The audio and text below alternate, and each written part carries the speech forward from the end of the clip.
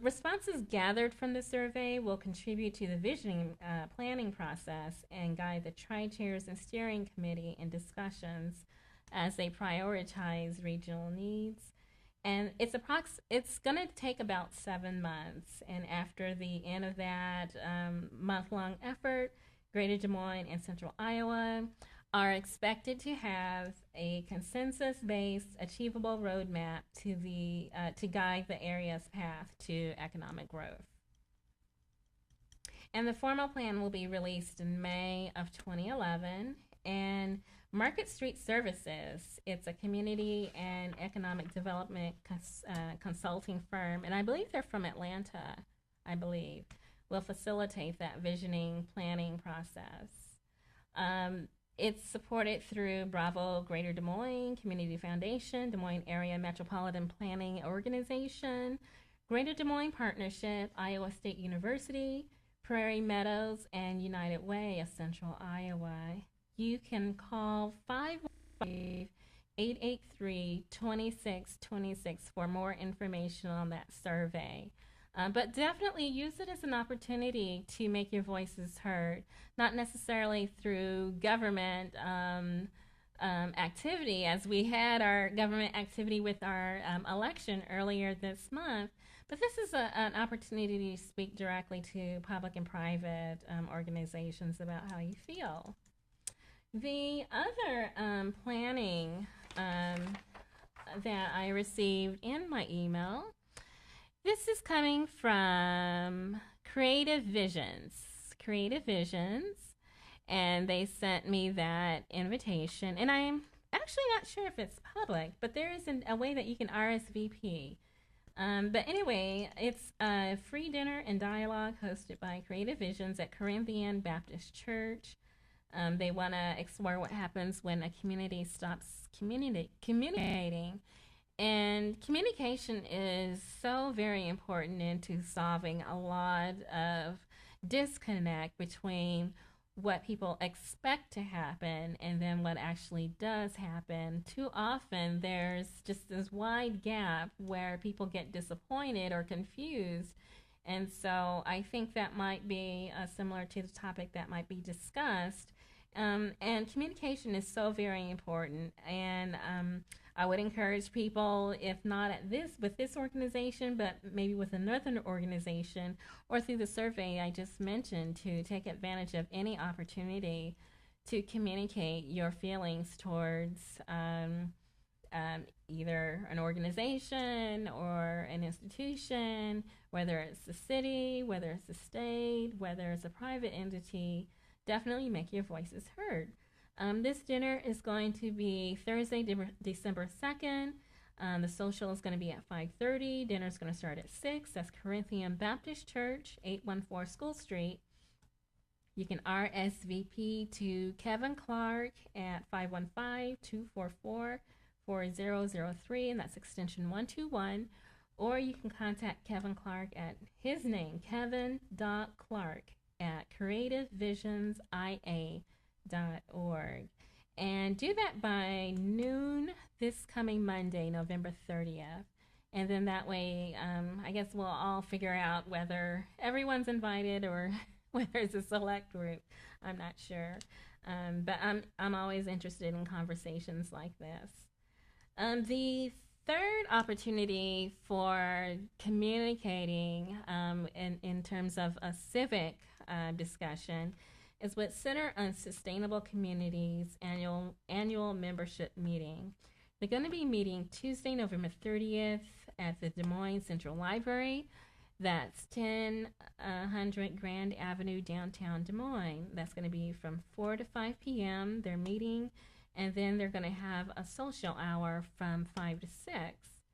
And Center on Sustainable Communities has been very active this past year, specifically with educational workshops, gathering people together to discuss on a professional level stormwater, masonry, agriculture, things like that affect the environment, that affect building, sustainability, somewhat with planning too. they've done a lot of great work. And so this is an opportunity to learn about their accomplishments from this past year, and then also their goals for 2011. You can meet their staff and their board of directors, and then connect with other people who are involved with sustainable communities from all across the state of Iowa. And so it is a membership meeting. So they're definitely seeking more members, and then asking their current members to interact with those who might have interest. It's free and it's open to the public. Appetizers and refreshments are provided. And they say that RSVPs are appreciated, but they're not required. You can visit their Facebook page, or contact Leslie Burks, LesliEBerckes, and that's 515-707-2787. Or you can just email Leslie at leslie@icosc.com. It's great work, Center on Sustainable Communities. Okay, so we did have a few headlines, and I wanted to go through those. Again, this is blue collar jobs for a green economy. It's the topic of our show. It's public affairs, it's public policy, it's renewable energy, it's planning, it's sustainability, things connected to those issues. It's not really a political show. It's more of a public affairs show, specifically focusing on issues. And so jobs are an issue, of course, this year. Maybe every year, but especially this year. I'm going to go ahead and go through one headline that I did see, and this is coming from the Des Moines Register, the November 24th issue, and it's actually an Associated Press, and so that's from Wednesday's paper.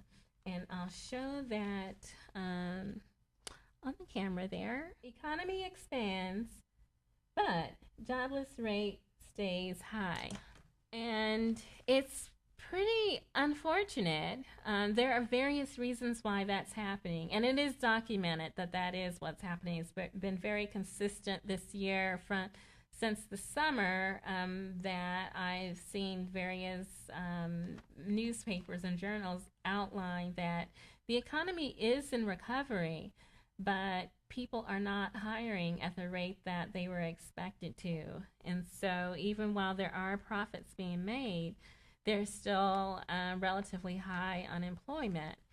Let's see, the article is Associated Press, Washington, D.C.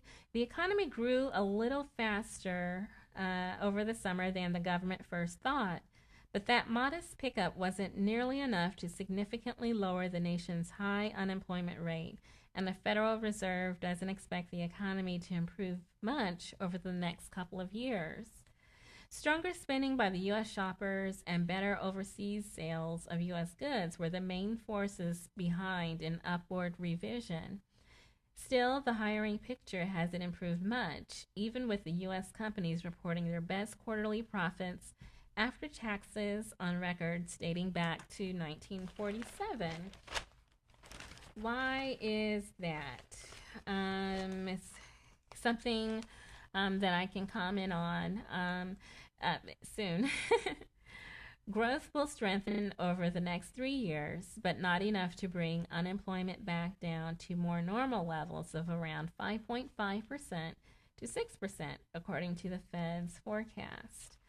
Paul Dales, an economist at Capital Economics, said a meaningful acceleration in consumer spending seems unlikely while job growth remains muted and Americans are struggling to repair their finances at a time when their home values are dropping. A weaker value of the U.S. dollar is helping those sales. The falling dollar makes U.S. goods cheaper to foreign buyers. So there is a reason why the economy is improving, and we're getting a lot of support via our foreign markets. However, it's not translating into higher employment for U.S. workers. Why? A lot of companies have found that, in their opinion, it's a better idea to get more from the workers that they have rather than to seek additional workers.